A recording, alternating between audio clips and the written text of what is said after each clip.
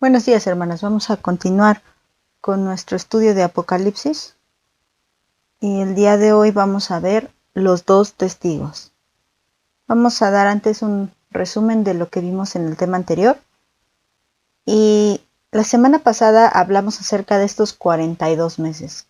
Es la última parte del versículo 2 del capítulo 11 de Apocalipsis. Dice así: pero el patio que está fuera del templo déjalo aparte y no lo midas, porque ha sido entregado a los gentiles y ellos hollarán la ciudad santa 42 meses. Y precisamente de estos 42 meses fue que estuvimos hablando.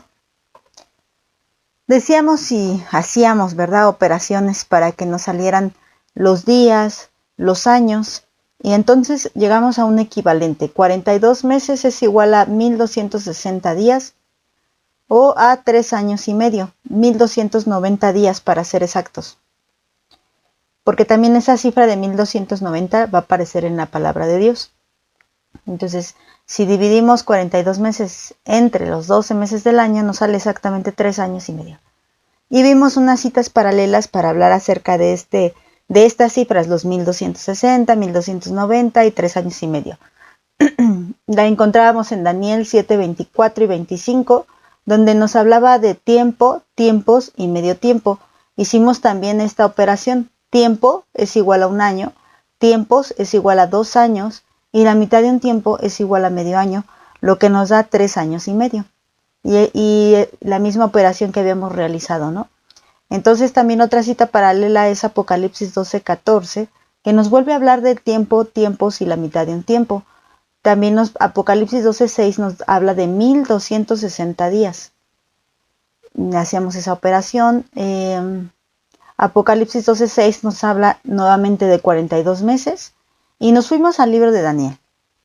Recordemos que Daniel fue escrito entre el año 540 y 530 antes de Cristo. Y nos decía Daniel 7, versículo 8, acerca de un cuerno pequeño. Esta visión que tuvo de las 4 bestias e hizo pues referencia exacta acerca de un cuerno pequeño, y de este cuerno pequeño fue del que nos dedicamos o nos abocamos más la semana pasada. También Daniel 8:9 también habla de un cuerno pequeño que sale, y decíamos que también este cuerno pequeño tenía la facultad de estar profanando Jerusalén durante 42 meses, y vimos que fue exactamente así cumplido. Y este cuerno pequeño se llamó Antíoco IV, un hombre perverso, perteneciente al reino seleucita, que más o menos reinó entre el año 175 a.C. al 164 a.C. Y decíamos que él se cambió el nombre de Mitrídates, se lo cambió a Antíoco IV y se autonombró Epífanes, que significa Dios manifestado. Él se sentía Dios. Esto de llamarse Epífanes más o menos lo hizo entre el año 168 y 167 a.C. Él ayudó a la edificación del templo de Zeus y la gente le llamaba Epímanes, que significa el loco. Hablábamos que era un hombre conquistador, y como no pudo conquistar la tierra de Egipto, se fue hacia la tierra santa, como dice la palabra de Dios. Luego también hablamos de los judíos que existían en aquella época. 2 clases de judíos: aquellos que no querían dejar la ley de Dios y los otros que estaban a favor de helenizarse. Vimos también este conflicto entre Jasón y entre Menelao, y vimos cómo Antíoco asesina al sumo sacerdote Onías. Luego esta batalla de tanto de Jasón como Menelao, que sobornan a Antíoco para poder estar como sumos sacerdotes, haciendo las cosas fraudulentamente y actuando mal, y por eso Antíoco saca ventaja. Bueno, después de este conflicto en el año 168 a.C., Antíoco decide atacar Jerusalén y mata una gran cantidad de judíos y restablece a Menelao como sumo sacerdote. En ese año él prohibió el judaísmo, ordenó la adoración a Zeus y mandaba a sus guardias a vigilar que así se hiciera, que no se adorara a nadie más que a Zeus. ordenó construir la estatua de Zeus dentro del templo de Dios y sacrificó un animal impuro para dedicar el templo en el altar de los holocaustos. También dijimos que un grupo de judíos liderado por Judas Macabeo, es el que consigue derrotar al ejército seleucida, porque también hablamos que Antíoco no fue derrotado por el ejército, sino por la mano de Dios. Él muere de una enfermedad extraña, de hecho cae del caballo de regreso de su batalla con los partos y queda todo lastimado, descoyuntado, según la historia de los macabeos. Y también dicen que pues casi se aguzanó por dentro, olía muy mal, estaba realmente mal este hombre y muere súbitamente a una edad temprana, cuando era todavía joven, a los 33 años se cree, y pues Dios no permite que su gobierno dure más de 42 meses, y este hombre que profanó el templo de Dios es pues muerto por la mano de Dios. Y bueno, ya, de ahí también hablamos la razón. ¿Por qué la razón de estos 42 meses donde Dios permite que Jerusalén sea hollada, sea pisoteada? Pues dice el versículo 12 de Daniel 8, que es a causa de la prevaricación, a causa del pecado, a causa de la transgresión, de la rebelión, de la apostasía. A causa de esto es que Dios permite y entrega el atrio. Acuérdense, el atrio exterior lo entrega a los gentiles para que oyen y hagan con la ciudad lo que ellos quieran. Y esto fue lo que dice en Apocalipsis 11:2, porque ha sido entregado a los gentiles y ellos hollarán la ciudad santa 42 meses. Entonces ahora sí vamos al tema del día de hoy. El día de hoy, bueno, vamos a hacer un poquito menos de operaciones, o no vamos a hacer operaciones, y creo que está un poquito más sencillo que el tema de la semana pasada, perdón. Ahora vamos a leer más versículos, porque el contexto de estos dos testigos se encuentra en Apocalipsis 11 del capítulo 3 hasta el versículo 14. Vamos a darle lectura. Y daré a mis dos testigos que profeticen por 1260 días, vestidos de cilicio. Estos dos testigos son los dos olivos y los dos candeleros que están en pie delante del Dios de la tierra. Si alguno quiere dañarlos, sale fuego de la boca de ellos y devora a sus enemigos, y si alguno quiere hacerles daño, debe morir él de la misma manera. Estos tienen poder para cerrar el cielo, a fin de que no llueva en los días de su profecía, y tienen poder sobre las aguas para convertirlas en sangre, y para herir la tierra con toda plaga cuantas veces quieran. Cuando hayan acabado su testimonio, la bestia que sube del abismo hará guerra contra ellos, y los vencerá y los matará, y sus cadáveres estarán en la plaza de la grande ciudad, que en sentido espiritual se llama Sodoma y Egipto, donde también nuestro Señor fue crucificado. Y los de los pueblos, tribus, lenguas y naciones verán sus cadáveres por 3 días y medio, y no permitirán que sean sepultados. Y los moradores de la tierra se regocijarán sobre ellos y se alegrarán, y se enviarán regalos unos a otros, porque estos dos profetas habían atormentado a los moradores de la tierra. Pero después de 3 días y medio entró en ellos el espíritu de vida enviado por Dios, y se levantaron sobre sus pies, y cayó gran temor sobre los que los vieron, y oyeron una gran voz del cielo que les decía: suban acá. Y subieron al cielo en una nube, y sus enemigos los vieron.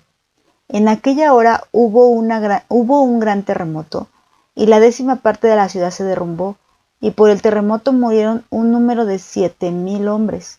Y los demás se aterrorizaron, y dieron gloria al Dios del cielo. El segundo ay pasó, he aquí el tercer ay viene.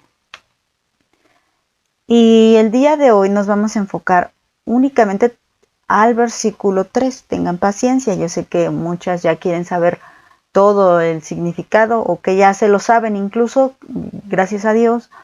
Pero bueno, hoy solamente nos vamos a abocar al versículo 3. Vamos a ver detenidamente casi palabra por palabra este versículo. Vamos a empezar con la palabra daré. Fíjense que esta palabra daré es muy importante. O sea, no necesitamos buscar su significado. ¿Qué nos está diciendo? Que Dios, o sea, es Dios mismo entregando. Dios está dando. Vamos a recordar el contexto de lo que venía pasando. Dice que en el versículo 10 de Apocalipsis, en el versículo 11, en capítulo 11, versículo 1 y 2, Dios nos está diciendo que Él iba a medir el templo.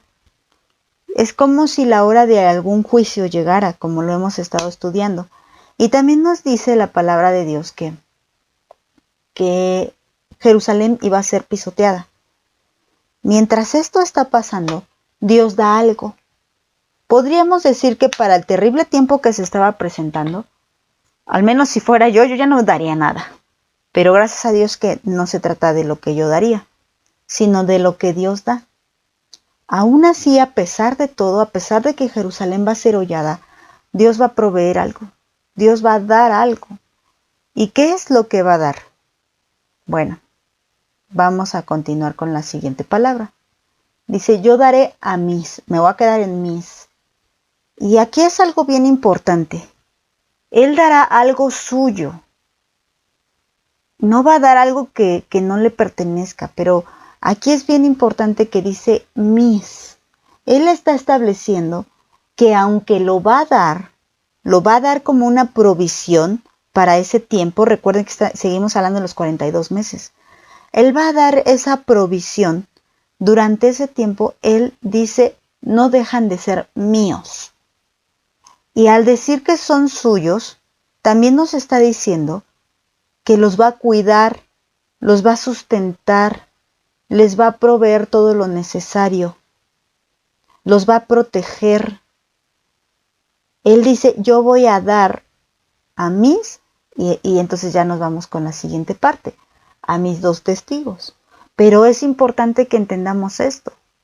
No dejan de pertenecerle, aunque Él los da como una provisión para ese tiempo, porque aquí es algo importante. ¿Por qué Dios daría algo mientras Jerusalén está siendo pisoteada, está siendo hollada? Y que, como sabemos, está siendo pisoteada, pero a causa de la prevaricación. Ya hemos hablado de esto. Ahorita Jerusalén está aceptando helenizarse. Está aceptando imitar a los demás pueblos. Como los demás pueblos ya aceptaron leyes que van en contra de Dios, Israel no quiere quedarse atrás y la está aceptando. Y esta es la prevaricación de la que nos habla la palabra de Dios, la rebeldía, la apostasía del pueblo de Dios que se está apartando. Y hablo pueblo de Dios no de la iglesia, sino de Israel. Pero Dios tiene un pacto con Israel que hizo con Abraham. Y Dios no olvida su pacto, aunque Israel se olvide del pacto. Claro que vendrá un tiempo de castigo de estos 42 meses, mientras Israel verá a su amada o a su preciosa Jerusalén siendo pisoteada por los gentiles, siendo profanada, en especial por una persona y por todos los que le sigan a esta persona.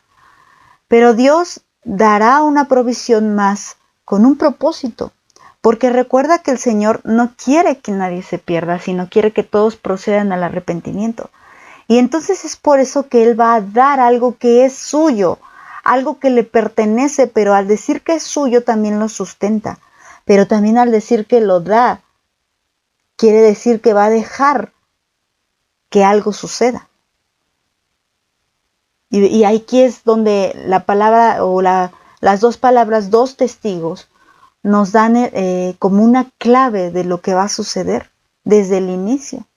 Primero, vamos a hablar de la palabra dos, porque también hay que separar esto. Cuando Él dice que iba a dar a sus 2 testigos, es importante que hablemos primeramente por qué son 2.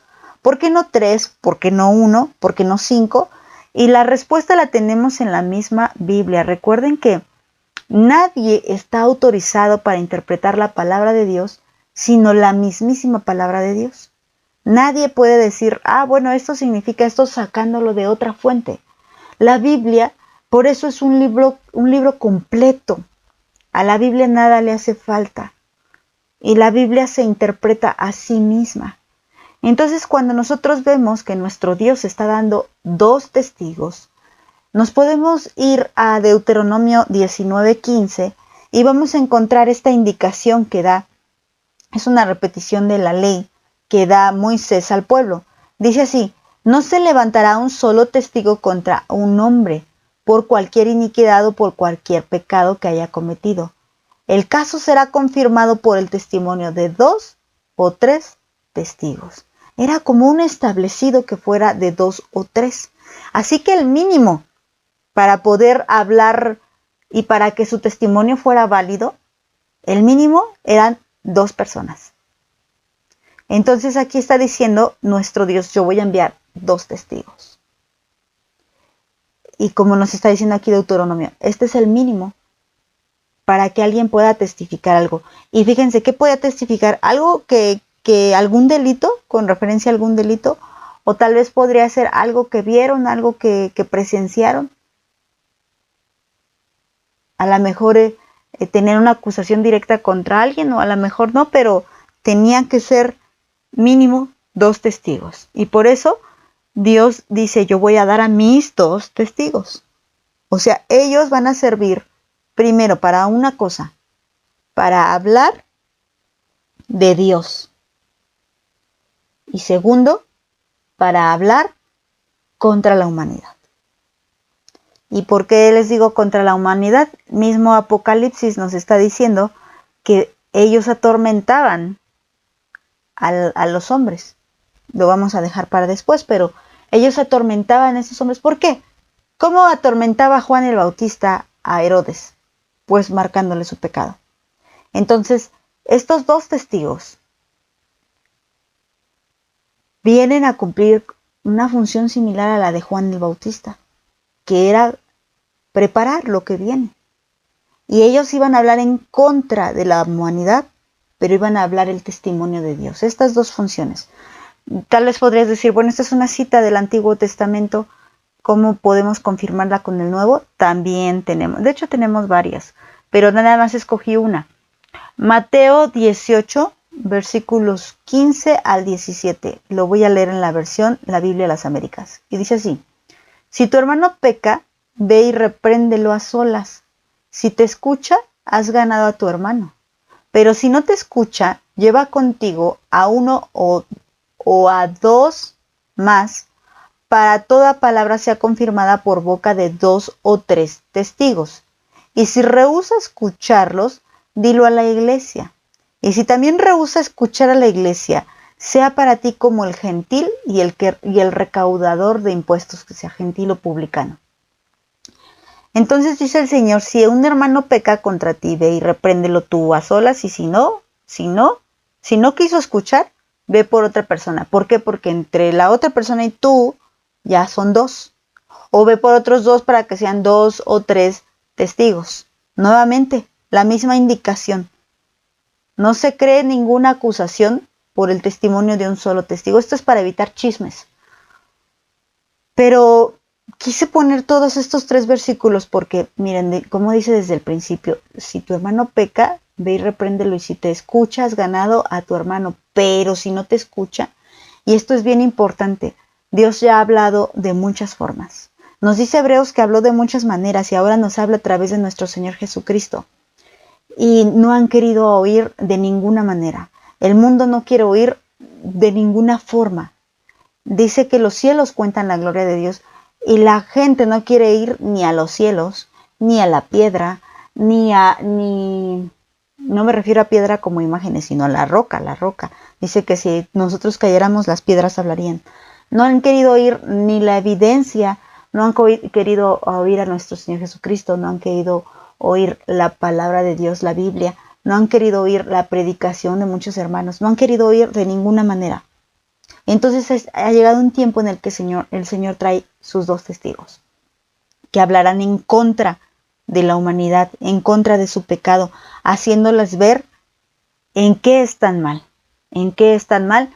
Para ver no solamente la acusación, sino para ver si esos corazones son tocados y pudieran arrepentirse. Fíjense que en esta ocasión, por lo que leemos en Apocalipsis 11, sí va a haber de algunos arrepentimiento. Y aquí esto es importante, después vamos a hablar de esto. Vamos a la siguiente palabra. Ya dijimos por qué tienen que ser dos. Ahora los llama testigos. Y esta palabra testigos ya la hemos estudiado. La estudiamos cuando vimos Apocalipsis capítulo 2. Bueno, la vamos a recordar. Testigos viene del griego martis o mártir. Esto nos está dando una clave de la función de estos dos testigos. Vamos a ver que van a ser protegidos, sí, son sustentados, como se les decía, porque le pertenecen a Dios, pero sí vienen a hacer una función de mártires. Además de dar testimonio, también vienen a ser martirizados. Y primero espiritualmente y después será físicamente. Pero aquí nos dice la palabra mártir su significado. Primero, es un testigo, como ya sabemos, y se refiere en un sentido legal o en un sentido histórico. Es alguien que es espectador de cualquier cosa. Como decíamos, ellos son testigos de Dios y también son testigos del pecado de la humanidad. Y ellos son, en un sentido legal o en un sentido histórico, son espectadores de lo que está pasando, de cómo Dios habla y ellos no quieren escuchar. Ellos son testigos de eso. Dios trae a sus dos testigos para este sentido. Luego dice que también otro significado de la palabra testigo, que es mártir, y aquí es donde también cobra mucho sentido, dice que son aquellos que, siguiendo su ejemplo, el ejemplo de Cristo, han demostrado la fuerza y la autenticidad de su fe en Cristo al sufrir una muerte violenta. Y también nos está dando otra clave de lo que va a pasar con estos dos testigos. Vamos a recordar dónde vimos esta palabra mártir. La vimos en Apocalipsis 1:13, fíjense cuando dice, yo conozco tus obras y dónde moras. Perdón, no es 1:13, es 2:13. Ahí corrijo. Dice, es cuando le está hablando a la iglesia de Pérgamo. Dice, yo conozco tus obras y dónde moras, donde está el trono de Satanás, pero retienes mi nombre y no has negado mi fe, ni aun en los días en que Antipas, mi testigo fiel, fue muerto entre ustedes donde mora Satanás. Entonces, esta palabra testigo, les digo que ya la habíamos estudiado cuando vimos la vida de Antipas. Para recordarles un poquito, este Antipas fue pastor de la iglesia de Pérgamo y fue asesinado. Lo metieron a un toro metálico y ahí lo cocinaron, por así decirlo. Le prendieron fuego y él murió ahí. Y por eso Dios lo llama testigo fiel. Porque habló la palabra de Dios, porque no dejó de dar testimonio de Cristo. Y segundo, porque fue martirizado y nunca negó su fe, ni aún la forma tan cruel y tan despiadada en la que fue asesinado. Entonces nos da una clave de cómo serán estos dos testigos. Pero esta palabra testigo no queda exclusivamente para Antipas, ni queda exclusivamente para estos dos testigos de Apocalipsis 11. Si nosotros leemos Hechos 1:8, nos está diciendo que debemos de ser testigos todos los que seamos hijos de Dios. Dice, pero recibirán poder cuando haya venido sobre ustedes el Espíritu Santo, y me serán testigos en Jerusalén, en toda Judea, en Samaria y hasta lo último de la tierra. Esto se lo dijo Dios a sus discípulos y obviamente es una palabra que sigue estando vigente para nosotros. Si realmente tenemos el poder del Espíritu Santo, nosotros podemos ser testigos de Cristo. Es decir, debemos de estar dispuestas a ser martirizadas por el nombre de Cristo. Como lo dice la definición, se los vuelvo a repetir, aquellos que siguiendo el ejemplo de Cristo han demostrado la fuerza y la autenticidad de la fe en Cristo al sufrir muerte violenta. Bueno, pues esto significa cuando Dios dice que Él va a dar sus 2 testigos. Él trae a estos 2 testigos para que hablen en contra de la humanidad, para que sigan profetizando acerca de la palabra de Dios o para que sigan hablando de Dios, pero también para que sean martirizados por la misma humanidad que rechaza. Porque dice que si rechazaron al maestro, ¿cómo no van a rechazar a los discípulos? Y estos 2 testigos pues tienen que ser discípulos de nuestro Señor Jesucristo.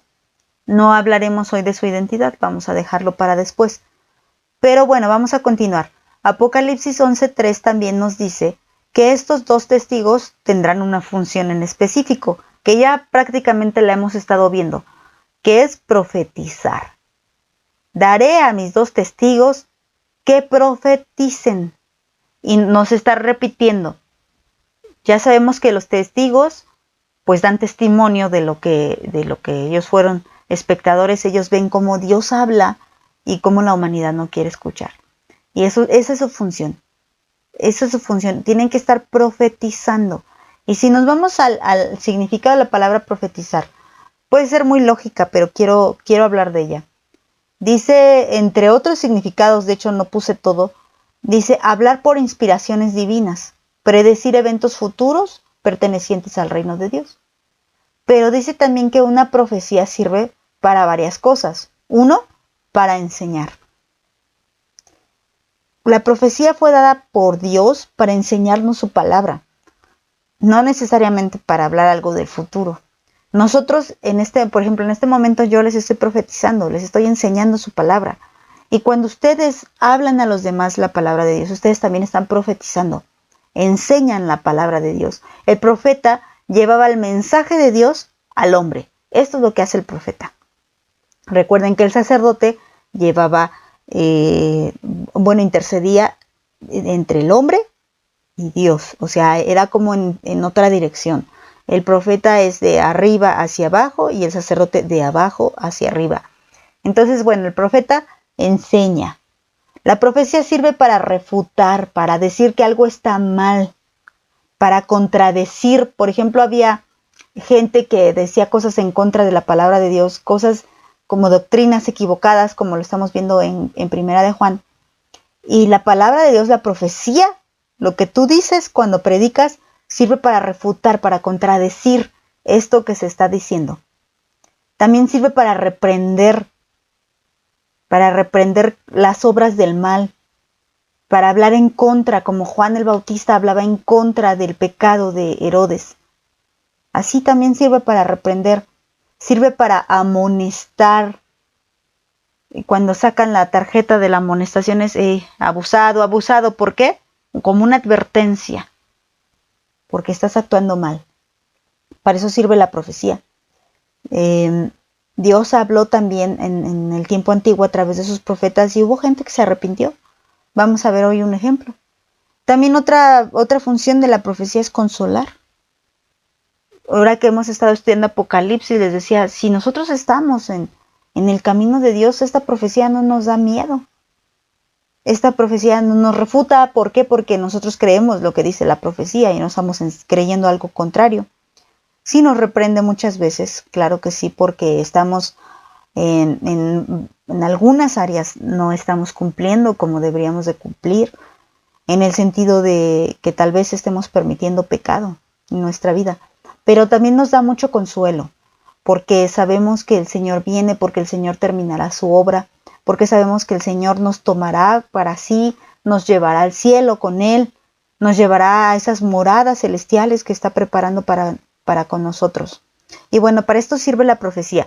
Y pensemos en estos puntos, porque esto es lo que van a hacer estos 2 testigos. Van a enseñar, van a refutar, van a reprender, van a amonestar y a otros van a consolar.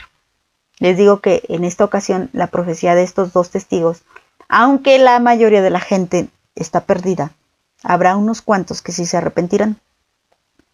Bueno, pues continuemos. Apocalipsis 11:3 nos dice que van a profetizar por 1260 días. No es necesario que hagamos otra vez operaciones.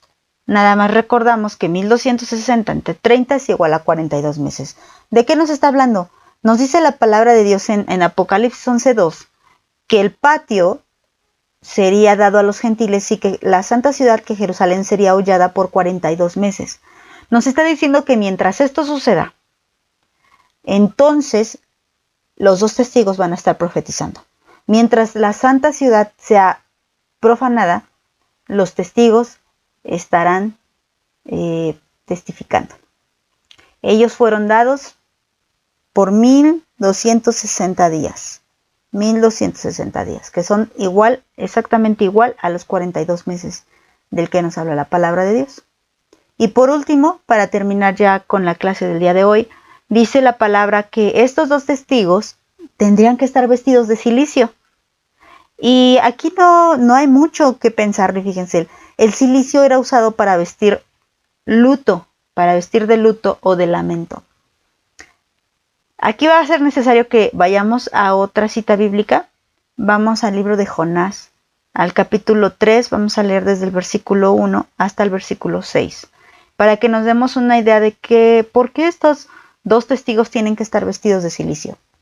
Dice así la palabra: Vino palabra de Jehová por segunda vez a Jonás diciendo: Levántate y ve a Nínive, aquella gran ciudad, y proclama en ella el mensaje que yo te diré.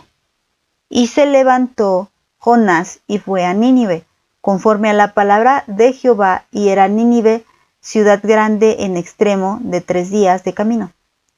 Y comenzó Jonás a entrar por la ciudad, caminando de un día, y predicaba diciendo: De aquí a 40 días Nínive será destruida.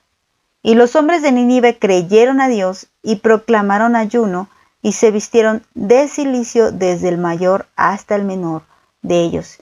Y llegó la noticia hasta el rey de Nínive, y se levantó de su silla, y se despojó de su vestido, y se cubrió de silicio, y se sentó sobre cenizas. Esto no era más que una tela negra. Silicio es una tela oscura. Y esto lo hacían en señal de lamento. Dice aquí en el versículo 5 que los hombres de Nínive creyeron a la predicación de Jonás, y ellos proclamaron ayuno y se vistieron de silicio. Esto es importante. Antes de que el rey proclamara ayuno, ellos mismos ya estaban convencidos de que el mensaje de Jonás era verdadero. Esto es importante. Lo quise poner como una cita paralela, porque estamos hablando de lo mismo. Jonás era como esos dos testigos que Dios envió con un propósito.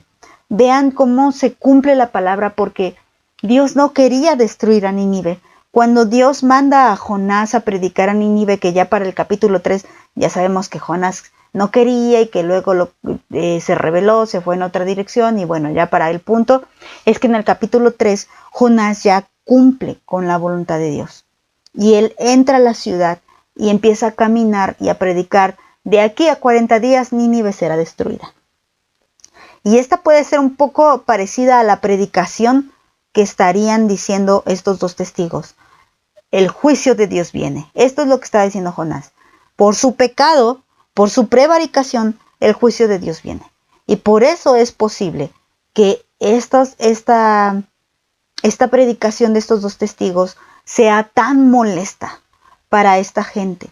Ahora que estamos hablando, recuerden que la semana se divide en dos, 3 días y medio, que son 3 años y medio, y 3 años y medio, que son exactamente equivalente cada mitad a 42 meses. Mientras que estamos hablando de estos 42 meses, la predicación de estos profetas tiene que referirse a la primera mitad, porque después viene ya en acción, y lo vamos a ver aquí mismo ya en Apocalipsis 11, en acción la bestia, que también es conocida como el anticristo, que ya estamos hablando de la segunda mitad. Entonces, nos está diciendo aquí la palabra de Dios que estos dos testigos van a cumplir una función similar a la que estaba cumpliendo Jonás. Es levantarse y predicar que el juicio de Dios viene. Hablar en contra del pecado, porque Nínive era una ciudad dedicada al robo. Después, ustedes pueden leerlo en capítulos más adelante, dice el rey: arrepiéntanse de sus hurtos. Entonces, podría ser el pecado, claro, este era el pecado principal. Entre tantos, el pecado principal de Nínive que pues que siempre estaban robándole a la gente. Se conocían por rateros a los ninivitas. Entonces, cuando Jonás está diciendo, no les predica de amor, no les dice, Dios los ama, Dios los creó, no, y que no estaba mal y que era verdad. Pero Jonás, que tenía un carácter rudo, Dios sabe por qué envió a Jonás y no a alguien que tuviera un carácter más noble. Jonás dice, ¿sabes qué? Nínive va a ser destruida aquí a 40 días. Ya, eso era lo que predicaba, no predicaba más. Y entonces esto causa arrepentimiento. Por eso estos que dicen de los evangelios de los evangelios de la prosperidad, que dicen, no les hables del pecado, no les hables del juicio, no les hables del infierno, no les hables de Satanás, para que la gente venga, nada más tráeles con buena música, con buena comida, y háblales solamente de cómo Dios los ama y los perdona. Pues por eso muchos no se convierten a Cristo. Es mentira que el hablarles de su pecado, es mentira que el hablarles del juicio no pueda convertir sus corazones. El ejemplo claro son los ninivitas. Nunca se les habló del amor de Dios. Nunca. Solo se les habló que estaban condenados a un juicio y hasta se les dio fecha exacta. 40 días. Tienen 40 días. Y nunca les dijo para arrepentirse, sino que les dijo, Dios los va a destruir en 40 días. Y ellos se ponen en ayuno y se visten de cilicio, de estas telas negras. Esto es lo que significa que estos dos testigos estén vestidos de cilicio, un lamento por el pecado. Estos hombres se vistieron de cilicio porque lamentaron su pecado, lamentaron ser unos rateros y lamentaron el juicio de Dios. Y esto era lo que estaban haciendo estos dos testigos, o lo que harán estos dos testigos. Se vestirán de cilicio, es decir, de luto, porque habrá una gran mortandad por causa del pecado, por causa de la prevaricación que ya sabemos, por el cual viene esta profanación a Israel. Viene esta profanación porque prevaricaron contra Dios, y por eso estos dos testigos estarán vestidos de luto, estarán vestidos de cilicio, porque es un lamento su predicación. Es un lamento y están buscando que la gente también se vista de cilicio como se vistió los hombres de Nínive, como en señal de arrepentimiento, y porque lamentan haber ofendido a Dios, lamentan haber pecado. El mismo rey, les digo, él mismo se despoja de sus vestidos y se cubre de cilicio y se sienta sobre ceniza, en señal de arrepentimiento. La única señal de arrepentimiento que podemos mostrar es despojarnos de nuestro viejo hombre y entonces vestirnos de este lamento, porque estamos realmente arrepentidos, porque estamos realmente dolidos por nuestro pecado. Y esto es lo que van a hacer estos hombres. Estos dos testigos van a vestirse de cilicio. Les voy a volver a leer Apocalipsis 11:3. Dice, y daré a mis dos testigos que profeticen por 1260 días, vestidos de cilicio. Aunque nada más estudiamos este versículo, el versículo 3, qué profundo es. Qué profunda es la palabra de Dios y nos da muchas claves para entender de lo que nos está hablando. Aun cuando no hemos leído lo demás, sí que lo demás va a venir a confirmar lo que estamos diciendo hoy. La palabra de Dios en este versículo nos habla mucho. Y lo que nos está haciendo hoy es un llamado al arrepentimiento. Hermanas, nosotras tenemos que profetizar, tenemos que enseñar la palabra de Dios, pero también tenemos que ser enseñadas por la palabra de Dios. La palabra de Dios nos tiene que redarguir nuestros corazones, nos tiene que reprender, nos tiene que amonestar, para que entonces podamos llegar al consuelo. No se puede tener consuelo si no ha habido un verdadero arrepentimiento. Y por eso Dios da esta oportunidad. Esta es una oportunidad más. Da a sus dos testigos para que la gente aprenda la palabra de Dios, para que sea reprendida de sus pecados, amonestada, y pueda entonces recibir el consuelo de la palabra de Dios. Nosotros tenemos que cumplir una función de testigos. No somos los dos testigos de Apocalipsis, pero sí tenemos que cumplir esta función de testigos. Predicar el evangelio. Predicar, en cierto sentido, no somos físicamente estos dos testigos, por así decirlo, pero sí lo somos en un sentido espiritual. porque Dios nos ha dado a esta gente, a esta tierra, a este tiempo, para que profeticemos su palabra. Dios nos ha dejado como testimonio de su amor, como testimonio de su salvación. Nosotros somos testigos de lo que Dios ha hecho en nuestra vida y podemos hablar de eso.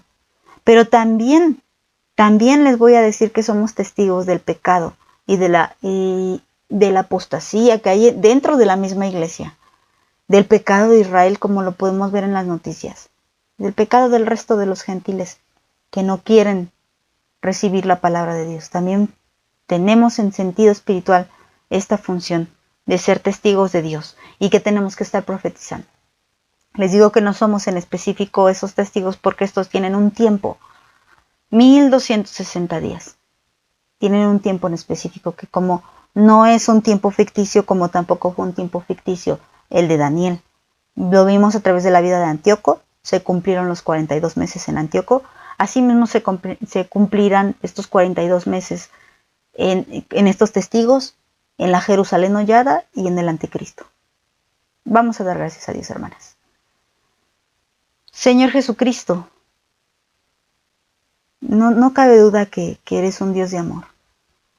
No cabe duda que te has entregado totalmente.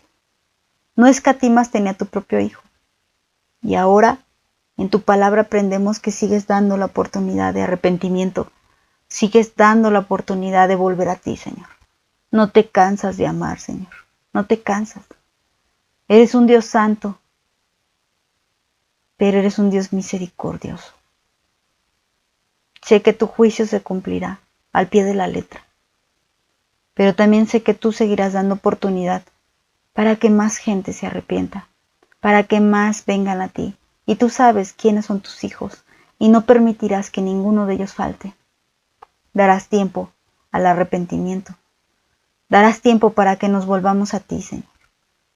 Y para que se vuelvan a ti todos aquellos que faltan por agregarse al reino de Dios. Esto es maravilloso, es sorprendente, Padre, y te alabo, te bendigo, Señor, y te doy muchas gracias. Te doy gracias por las mujeres que escuchan este audio. Gracias, Señor.